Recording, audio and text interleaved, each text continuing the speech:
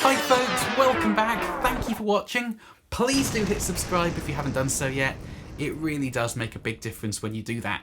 So today folks, I've got another Ask Perky question for you. And today's question comes from The Tone Lounge, who asks, I see a lot of cool studio gear in your videos. It's actually a little bit less now because the big hole in the rack over there is because I've sold a few things recently. Have you studied in audio engineering or are you self-taught?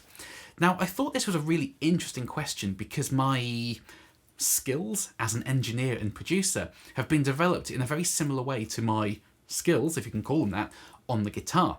Now, when I first started playing guitar back when I was 12, I think, I took lessons from 2 teachers simultaneously because I wanted to learn as much as I possibly could in as small a period of time as I could. I was really obsessed with improving on the instrument. But then, as time went on, I found that I was so obsessed with the instrument that I was spending all my non-school time with a guitar in my hands, listening to records, learning riffs, learning music theory, and just trying to develop my sound and my tone. So I was learning so much more on my own than I was in the lessons. So I stopped the lessons, and since then, I've been completely self-taught. And that's very similar to how I've developed my skills as an engineer. So I did study music at university. I did a 3-year degree at a music college called Platform 1 College of Music on the Isle of Wight, just off the south coast of England. And I was 3 years over there. And audio engineering was only a very small part of that degree. It was a very kind of jack of all trades degree. We were taught bits of music theory, we were taught bits of performance, we did a tour of Holland that was assessed as part of a university degree, which is hilarious as a concept. And for 2 years I did have some very limited audio engineering lessons. But we were only taught the very, very basics. So we were taught the difference between dynamic condenser and ribbon mics, for example.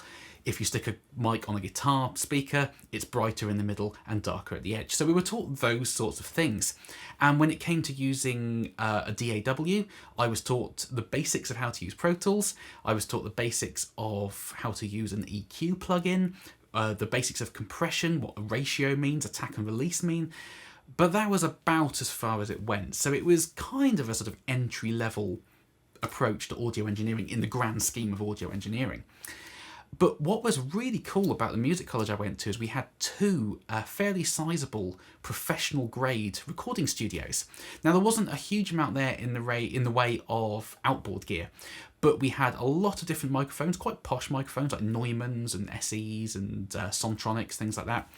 And we had a couple of large format analog mixing consoles. So what I did is, when the studios weren't in use for taught lessons as part of the university syllabus, we could book them out. And we didn't have to have any particular reason to book them out. You just had to put your name in the diary and you were allowed to use that studio for an entire day. So I did that probably way more than I should have, given that everybody needed to use the facilities. I would just book out both those studios as much as I possibly could. So we would typically go out on a Friday night, get very, very drunk, and I would rock up at the studio at 8 o'clock in the morning, having not slept with a raging hangover, and spend the day in the studio. But what I tried to do was, I wanted to get better and I wanted to go down the audio engineering route, even though on the taught syllabus we only had some very limited lessons. So I would book the studios out and try and teach myself and just put microphones on things and see if I could get them to sound good. So we would been taught that a 57 sounds good on a guitar speaker, for example. But what could I then pair that with? Why did a ribbon mic give me a lot more low end in the guitar sound than the condenser, which would typically sound quite harsh? Why was it when I put the condenser back off the speaker, you'd get more of the room sound and things like that? So I would book out the studios and just mess around and try recording things and set up a Marshall amp with a 4x12 cabinet and try different mics on different speakers and room mics and blend them together. Why did that sound weird? Oh, it's out of phase, and all that sort of stuff I taught myself. But what I think is really important with all of that, guitar and engineering, is I had lessons early on to be taught the basics by a professional. Because there are some things, especially in audio engineering, and guitar as well in terms of basic technique, that if you go down the route of doing things that really core fundamental things wrong, then that's going to get ingrained in you and you won't be able to get rid of it. And there are certain things that are very important to get right, especially with audio engineering. Phase, for example. I would have really struggled pairing mics together if I hadn't been taught the basics and the physics behind phase and how opposing waveforms will subtract from each other rather than add up. Whereas if both waveforms are going the same way, you'll get a much bigger, thicker sound. And if you flip the phase or move the mic a couple of millimeters, then it will sound more full, and that's down to phase. So all those sort of basic things I was taught, but then the more complex things I taught myself. So for example, over there on the rack, there's 2 Pultec style EQs. Now, I'd never used a Pultec EQ, I hadn't even used a plugin, and yet over the years I've learnt that for my ears and how I like things to sound, I love the sound of Pultecs on acoustic guitars and bass guitars. When it comes to recording guitars for these demos and in songs I record, I really love the sound of Neve style preamps on electric guitars, much more than SSL or API or Trident or anything like that. So the more complex things I've taught myself, and that's largely come from YouTube videos, it's come from reading websites, and more importantly, it's come from using my ears, setting up or listening to a record, finding a guitar sound I like and trying to copy it. How have they done that? What guitar have they used? What amp have they used? What sort of speaker have they used? Have they used a pedal? What mic have they put on the guitar amp? Where have they put the mic? Is it distance mic'd? Is it close mic'd? All of those sort of things. And that's what I think really helps when it comes to learning a skill, especially with audio and a more practical application, is having that intuition there to draw on. Because if you're someone who just plugs your guitar straight into a computer and uses a simulator to get your guitar sound, you won't really understand the real kind of fundamentals of how those guitar sounds were originally put together.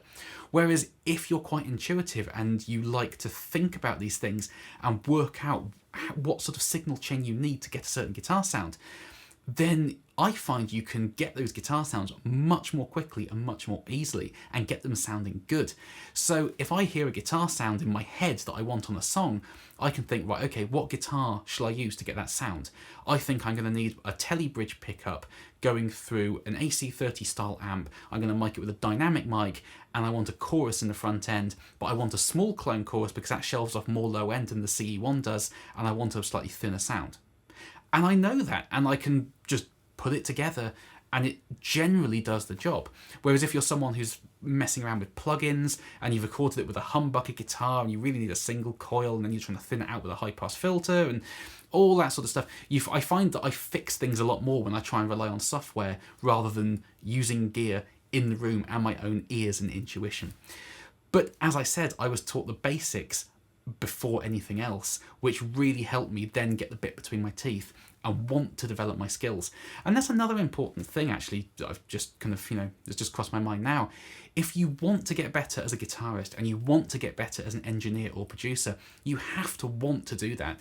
If it's a chore to do that, then you're not going to progress very far or very quickly. Whereas if it's an obsession and it's all you think about and you lie awake at night wondering what the difference between a Neve and an SSL preamp is, I've genuinely been there, then it's an obsession and you want to get better and you'll do anything you can to hone your skills to improve as an engineer.